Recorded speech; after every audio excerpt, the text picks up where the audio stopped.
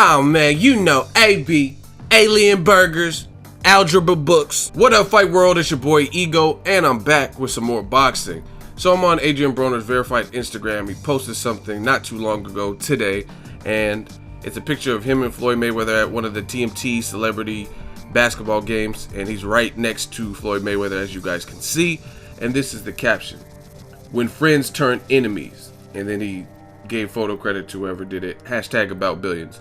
Now, this seems like another attempt to call out the TMT squad, call out Floyd Mayweather. As you guys should know, Conor McGregor looks like he's fighting Nate Diaz in a rematch, so that scraps the idea that the Floyd Mayweather fight can happen in September. Because I mean, it's not really logical to see Conor McGregor in immediate fights in August and then fight Mayweather in September. It's not how you prepare, especially with the logistics of their two different disciplines, UFC as well as boxing.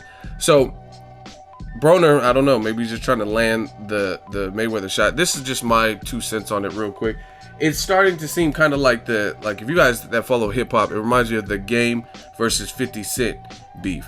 Like, Game had some hard songs that he was coming out with dissing G Unit and like mixtapes and stuff. I think it was called Ghost Unit and G Unit.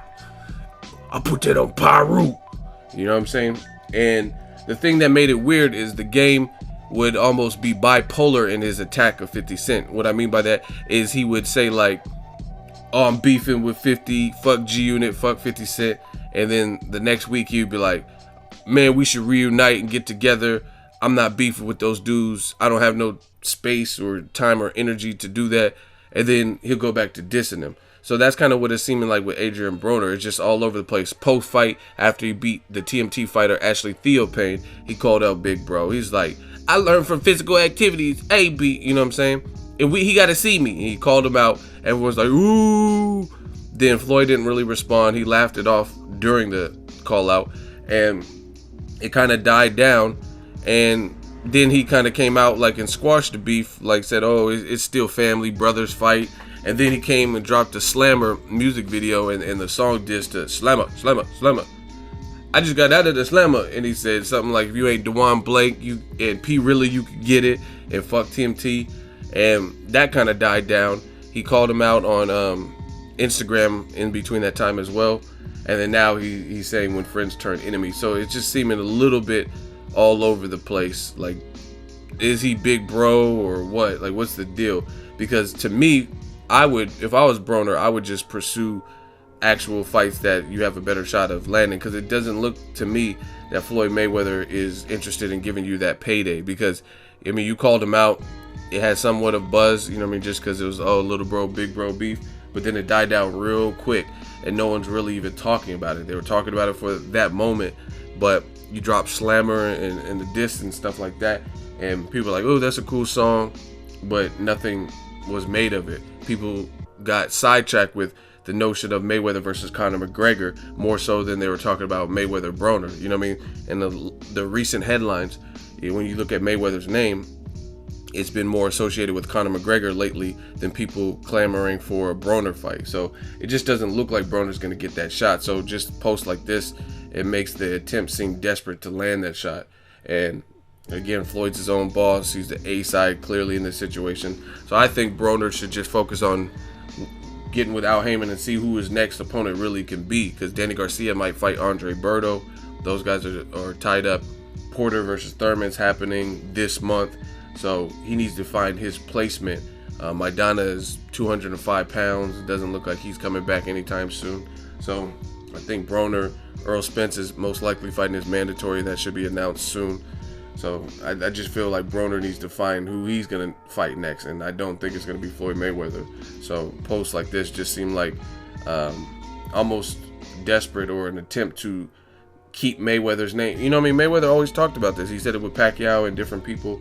And he said, "Guys, piggyback off my name." And that's what it's seeming like, because you're not getting no type of rhythm or negotiations or anything, any steps closer to fighting Floyd, and you just keep randomly bringing him up. So it just seems like you're scorned by Mayweather. Like, I understand he's your big bro, and so I'm not saying I condone everything Mayweather did or how he handled it. Like, running to Fight Hype and doing interviews when he has your phone number or whatever. That's between y'all. But this is just not really getting you anywhere. So, I mean, the definition of insanity is constantly doing the same thing, expecting new results, but achieving the same results. So you keep calling them out and nothing's happening. And the buzz for this fight, from what I've seen, is kind of dying down. So I think you should just worry about what's next. And if for some reason Floyd comes back for a 50th fight and the opportunity presents itself for him to fight Floyd Mayweather, then so be it, and you take it from there. But just every so often, oh, Slammer, calling out Floyd, I learned from physical activities, and then posts like this, when friends turn to enemies, it's not really getting you anywhere. So what's the point? Let me know what you guys think. Oh yeah, Golden State Warriors, you've seen them 2-0, Bay Area, stand up. And the funny thing is, a lot of people were talking about the Golden State Warriors, and they were like, oh, the Cavs, they had a limited squad. Kevin Love and all these people were out, and they didn't have the full roster.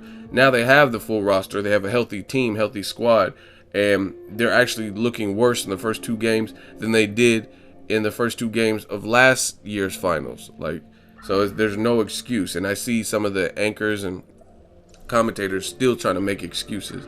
And this picture reminded me of basketball, because they're actually playing basketball, and I watched the Warriors game yesterday. So there's no excuse. The Cavs just don't look like they're the better team. Bay Area, stand up. LeBron, he's a beast, but I just don't want to hear any excuses. Oh, he doesn't. Oh, what if he was with the Miami Heat and all this and that? Because last year is because they didn't have a healthy squad. Now this year, I don't know what the excuse. He doesn't have a third star player or Dwayne Wade or whatever. Just stop with the excuses. It looks like the Warriors got the juice right now, and that's just what it is. And the thing that makes the Warriors good is they play like the San Antonio Spurs. They're a team where there's brotherhood, there's camaraderie, but they're like a fast-paced, younger version of the Spurs, and much faster pace, because the Spurs do everything like technically sound, good ball movement. The Warriors do that too, but it's explosive. You know what I mean? They can make a fourth quarter comeback, and it's just like, wow, where did that come from? Because the Splash Brothers will start shooting your lights out. The other thing is, I think everybody is content playing their role. Their role players step up. You look at Steph Curry, and a lot of times, well, not a lot of times, sometimes he has an off game, and then Klay Thompson will stand up and like pick up the slack. Same time, Klay, sometimes there's been days where Klay and Steph are having off games. And then those role players, the Barbosas, he's scrambling to get the ball and steals. And then you got Draymond Green, who's pretty much been the MVP so far, and he's stepping up and showing his value to the team. That's a good team. That's what a good team is, because it's like the Miami Heat. Everybody knew that LeBron James was Batman and Dwayne Wade was Robin. So, you knew who the exact stars were. And the role players, the Haslams and stuff, they would step up occasionally and stuff. But this is a real team. So, like, even when the stars aren't doing good, the team could still do good. You know what I mean? If the Miami Heat was in the finals and LeBron had a shitty game and Dwayne Wade was having a shitty game, then the Heat would probably lose, because they relied heavily on their star power, their main 2 stars. You know what I mean? But you look at the Warriors, their main 2 stars, Klay and Steph Curry, they haven't even really had great games so far in this particular series, and they're still getting it done. Let me know what you guys think of the Warriors. How many games till they win? Or do you think the Cavs will win? And also, what do you think about Broner and this whole fiasco with Mayweather? Drop all that in the comment section. Make sure you like my video as always. Hate, comment, and subscribe. Till next video, is Ego signing off. So if you enjoyed this video and want more content like this on the channel, you can show your appreciation by going to the PayPal donate button or the YouTube support button. And you can donate any amount that you feel is equivalent to the value of this video. Much more to come. Thank you guys for your support. Boxingego, the future of boxing.